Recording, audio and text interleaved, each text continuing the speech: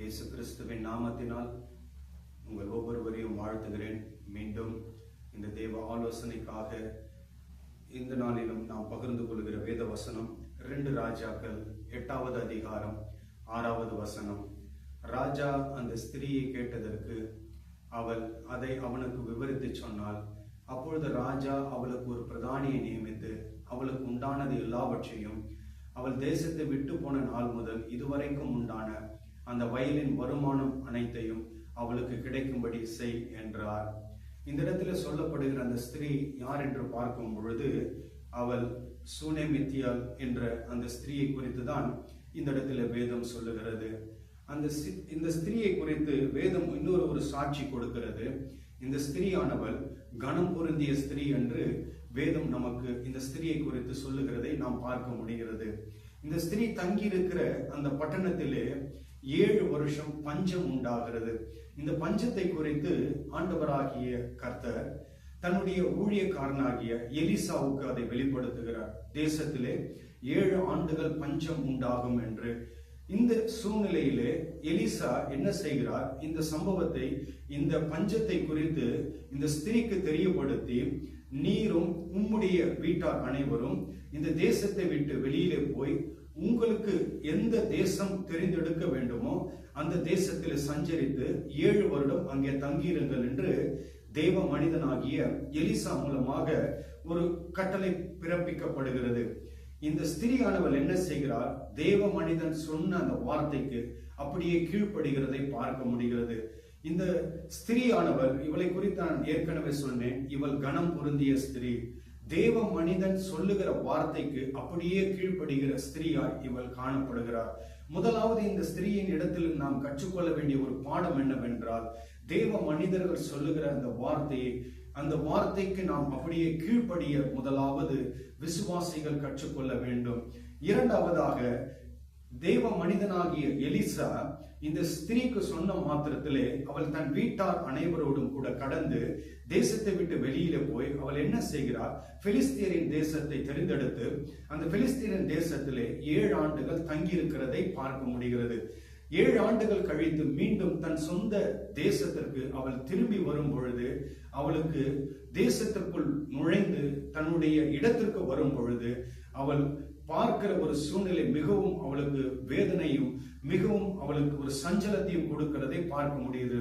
அதாவது தனக்கு உண்டான அந்த வீடு, அவளுக்கு சொந்தமான அந்த வீடு, அவளுக்கு சொந்தமான அந்த நிலத்தை வேற யாரோ ஒருவர் அபகரித்து அவர்கள் எடுத்துக்கொள்கிறதை நாம் பார்க்க முடிகிறது.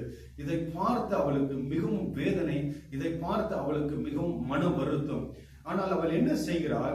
இதை பார்த்த உடனே அவள் நேராக ராஜாவினிடத்திலே சென்று இதை எப்படியாகிலும் நான் தீர்த்து கொள்ள வேண்டும், இந்த பிரச்சனையை நான் எப்படியாகிலும் சரி செய்து ஆக வேண்டும் என்று அவள் எங்கே போகிறார்? ராஜாவினிடத்தில் போகிறதை நாம் பார்க்க முடிகிறது. ஆனால் இந்த ஸ்திரீக்கு முதலிலே பஞ்சம் வரும் என்று அறிவித்தது தேவ மனிதனாகிய எலிசா. ஆனால் திரும்ப வந்து பிரச்சனையை பார்க்கும் பொழுது அவள் என்ன செய்யவில்லை? தேவ மனிதனாகிய எலிசாவின் இடத்தில் தான் அவள் போயிருக்க வேண்டும். ஆனால் மாறாக அவள் என்ன செய்யவில்லை?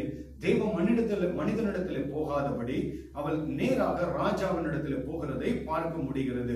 ஒன்றை நாம் இந்த ஸ்திரீயின் இடத்தில் கற்றுக்கொள்ள வேண்டிய ஒரு நல்ல பாடம் என்னவென்றால், ஒருவர் வாழ்க்கையில ஒரு பிரச்சனைகள் வரும் பொழுது, ஒருவர் வாழ்க்கையில ஒரு போராட்டம் வரும் பொழுது, சஞ்சலங்கள் வரும் பொழுது, நாம் போக வேண்டிய இடம் தேவ மனிதனிடத்தில் அல்ல, நாம் போக வேண்டிய இடம் ராஜாவின் இடத்திலே. அதாவது நாம் ராஜா என்று சொல்லும் பொழுது நம்முடைய ஆண்டவராகிய இயேசு கிறிஸ்து ராஜாவினிடத்திலே நம்முடைய குறைகளை நாம் கொண்டு சென்று, நம்முடைய பிரச்சனைகளை அவரிடத்திலே நாம் கொண்டு சென்று அவரிடத்திலே அறிக்கை செய்ய வேண்டும். நமக்கென்று நடுவிலே யாரும் ஒரு மத்தியஸ்தர் தேவை கிடையாது. இந்த ஸ்திரீ அதை தான் நமக்கு கற்றுக் கொடுக்கிறார். இவள் திரும்ப வந்து பார்த்த பொழுது பெரிய ஒரு சஞ்சலமும் மனம் வருத்தமும், ஆனால் அவள் சரியான ஒரு முடிவை எடுக்கிறதை நாம் பார்க்க முடிகிறது. அவள் என்ன செய்கிறாள்? ராஜாவினிடத்தில் போய் விவரித்து காரியத்தை தெரியப்படுத்துகிறார்.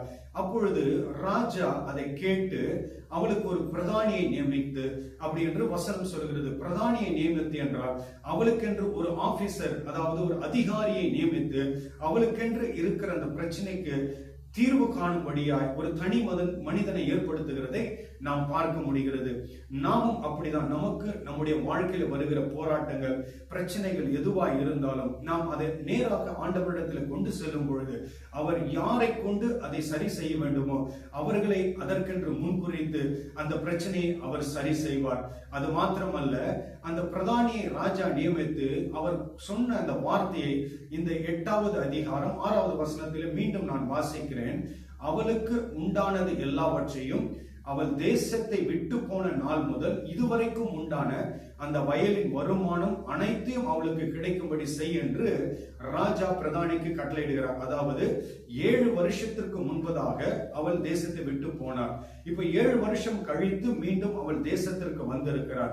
இப்ப அந்த 7 வருஷம் அவளுக்கு சொந்தமான வீடு, அவளுக்கு சொந்தமான அந்த நிலத்தை யாருக்காகிலும் வாடகை கொடுத்திருந்தால் அந்த வாடகை நிமித்தம் அவளுக்கு எவ்வளவு பணம் கிடைத்திருக்குமோ அதை ராஜா அந்த பிரதானியின் மூலமாக பெற வேண்டிய ஜனத்திலிருந்து பெற்றுக் கொடுக்கும்படியாக கட்டளை கொடுக்கிறார். ஒருவேளை உங்களுடைய வாழ்க்கையில இந்த செய்தியை கேட்கிற உங்களுடைய வாழ்க்கையில நீங்கள் ஏதாகிலும் இழந்து போயிருப்பீர்கள் என்றால், உங்கள் வாழ்க்கையில ஏதாகிலும் உங்களை விட்டு தொலைந்து போயிருக்கும் என்றால், அது எதுவாய் இருப்பினும் அதை ஆண்டவர் எப்பொழுது உங்கள் கையிலிருந்து தொலைந்து போனதோ, எப்பொழுது உங்கள் கையிலிருந்து விட்டு போனதோ அந்த நாள் முதல் ஆண்டவராகிய இயேசு கிறிஸ்து அதை உங்களுக்கு திருப்ப தருவேன் என்று இந்த நாளிலே உங்களுக்கு வாக்கு கொடுக்கிறார். அதாவது இந்த ஸ்திரீ எப்படி நேராக ராஜாவின் இடத்தில் போனாலும் அது போல நீங்களும் இந்த செய்தியை கேட்கிற நீங்களும் நேராக ராஜாதி ராஜாவாகிய இயேசு கிறிஸ்துவின் இடத்திலே போய் நீங்கள் இழந்த எல்லாவற்றையும் அவரிடத்திலே அறிக்கை செய்யுங்கள். அவரிடத்திலே சொல்லுங்கள் எதை இழந்தீர்களோ. ஒருவேளை உங்களுடைய பணத்தை நீங்கள் இழந்திருக்கலாம், ஒருவேளை உங்களுடைய சுகத்தை இழந்திருக்கலாம், உங்களுடைய குடும்பத்தை இழந்திருக்கலாம், உறவினர்களை இழந்திருக்கலாம், ஒருவேளை உங்களுடைய உரிமைகளை நீங்கள் இழந்திருக்கலாம்.